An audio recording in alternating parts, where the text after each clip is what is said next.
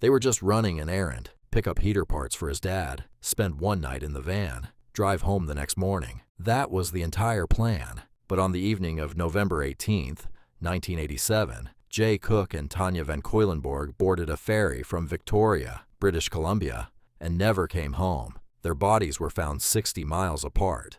Two completely different manners of death, one killer, and a DNA profile sitting in an evidence bag with no name attached to it. For 31 years. This is the story of how a complete stranger, a woman who had never heard their names, accidentally solved a double murder simply by uploading her DNA to the internet to build a family tree. Tanya Van Cuylenborg was 18 years old.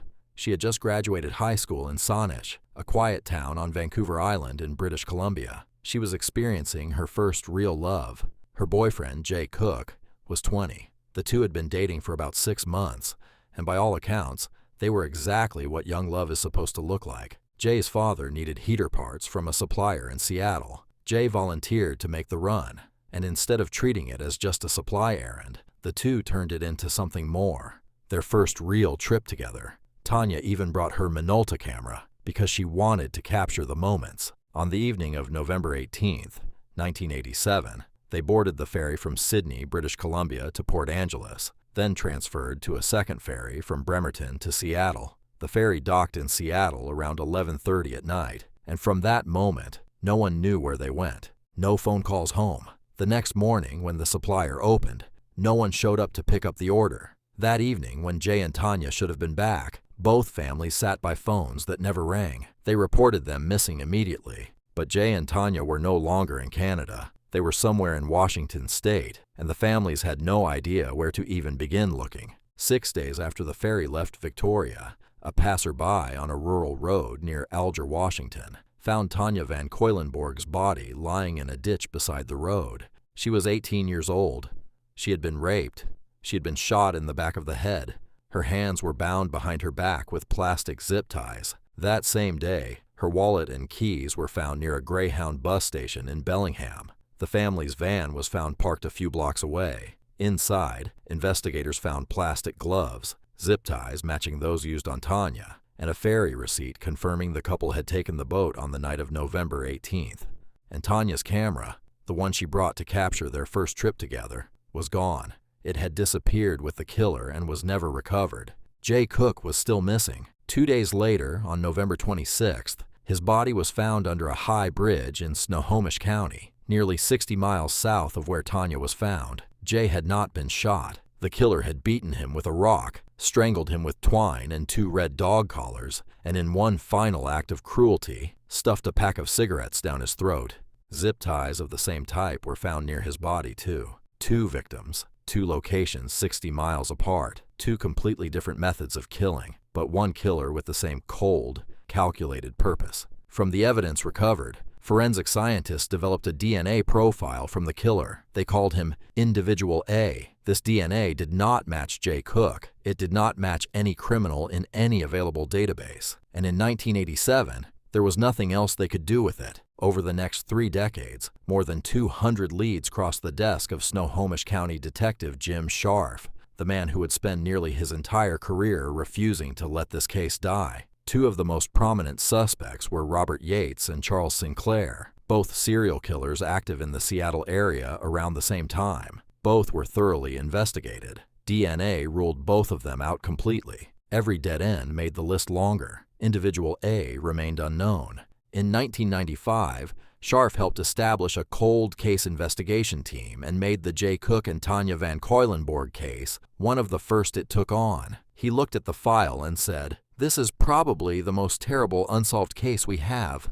And he meant it. He re-interviewed witnesses. He followed every new development in DNA technology for decades. He uploaded Individual A's profile to the National Criminal DNA Database in 2003 and received the result he feared: no match. The killer had never left a trace in the system. But Scharf understood something important. DNA doesn't lie. DNA doesn't fade. DNA doesn't forget. The only missing piece was the right technology, and he believed that technology would eventually come. In 2017, 30 years after the murders, Scharf reached out to Parabon Nanolabs, a forensic company in Virginia. They used DNA phenotyping to build a computer-generated image of individual A based entirely on his genetic profile, skin tone, hair color, eye color, facial structure. For the first time in 30 years, Scharf had a face to look at instead of just a code on a page. But even more important than the image, Parabon introduced Scharf to a woman named Cece Moore, America's leading genetic genealogist. In 2015, a woman named Chelsea Rustad in Tumwater, Washington, did what millions of Americans were doing in those years. She bought a DNA test kit, collected a saliva sample, and uploaded her results to GEDmatch, a website where people share DNA to find relatives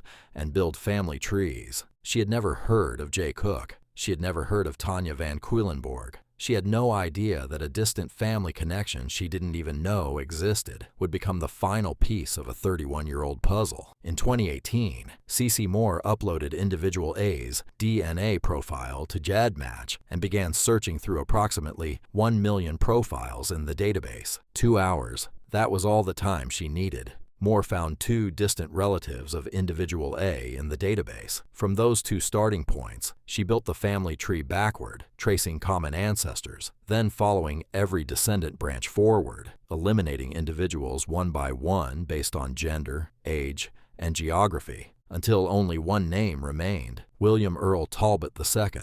He was 24 years old in 1987. He lived in Monroe, Washington, 11 kilometers from where Jay Cook's body was found under the High Bridge. He had worked as a delivery driver with roots through the Seattle area and had been fired just months before the murders, leaving him with free time and no fixed schedule in November 1987. But genetic genealogy, as powerful as it was, could not stand alone in court. Scharf needed direct DNA from Talbot, and he needed to get it legally, so they followed him. For several days, investigators tailed Talbot as he went about his daily life as a truck driver. Then, at a red light, Talbot's coffee cup fell out of his truck. Scharf's team collected it immediately and rushed it to the Washington State Patrol Lab the same day. The forensic scientist who compared the coffee cup DNA to individual A's profile cried when she read the results. It was a perfect match. The probability of finding another person on Earth with the same profile, 1 in 180 quadrillion. Individual A finally had a name: William Earl Talbot II. On May 18, 2018, 31 years after Jay Cook and Tanya van Cuylenborg boarded that ferry and never returned, Talbot was arrested. He was 55 years old, a middle-aged truck driver, someone no one in the community had ever suspected. At the press conference, Jay's sister said what the family had waited 3 decades to say. His mother, Leona, who had never stopped waiting, said something that was both a victory and a heartbreak. "We are moving toward closure, but I still don't have my only son."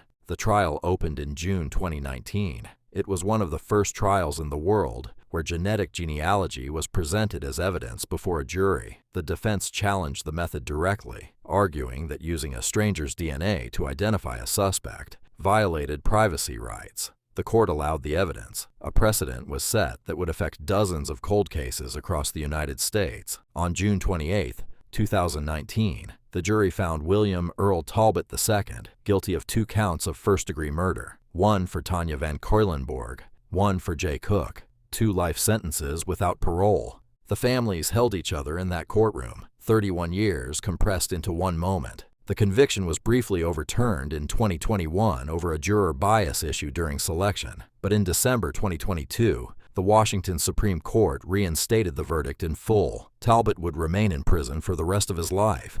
Jay Cook and Tanya van Cuylenborg stepped onto that ferry on November 18, 1987, with a camera on Tanya's shoulder and a simple plan to drive home the next morning. They never made it home, but 31 years later, in a courtroom in Everett, Washington, they were finally heard. If this story moved you, if it made you believe that justice is sometimes slow but never truly impossible, hit that like button and subscribe to Crime Lore. Drop a comment and let us know where you're watching from. I'll see you in the next one.